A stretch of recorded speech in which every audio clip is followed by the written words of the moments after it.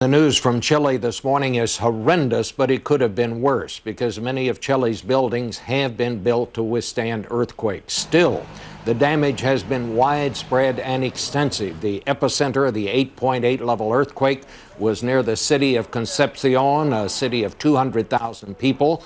The police say the death toll at this point is more than 300, but that is bound to go up. We have established contact with Pascale Bonnefoy, a reporter for Global Post, an international news service. She is in Santiago. Pascale, you were in your hotel in Santiago or in your home last night when all of this happened. What was it like to go through this? It was terrifying.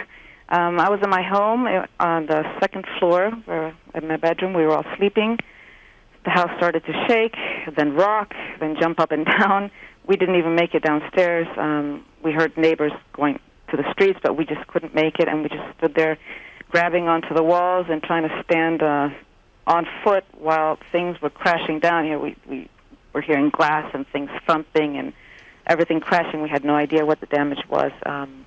It seemed to last forever. It was actually 2 minutes, but it really did last forever. We were jumping up and down. You were in Santiago. Most of the damage, apparently, from what we can tell, is in Concepcion. Do you have any idea of how widespread it is across the country? Yes, and in Santiago, it's pretty much under control. I mean, there's the old section in Santiago Center. There was housing damaged.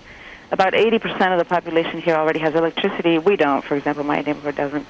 And the metro is partially restored as of today. But down south, it's been a disaster because the coastal line was completely wiped out. And we have to take into account this was the last weekend of summer vacation, so there are a lot of people at the beach during this weekend because work starts again tomorrow. School started this week. It's not going to anymore, but it was going to. There are ships like in the main plaza. There are containers from ports already next to residential areas. All the coastline was completely wiped out, and that's the most affected area. I mean, there are towns that are basically on the floor now. There's no local government in functioning because there's nowhere to function from. So definitely it's Concepcion, Talcahuano, which was completely wiped out, which is a fishing port, and other smaller cities. They're completely on the floor and not flooded, but they did get waves that were several meters high or 10 meters high that went well into the urban center. All right. Pascale Bonnefoy of Global Post, thank you so much.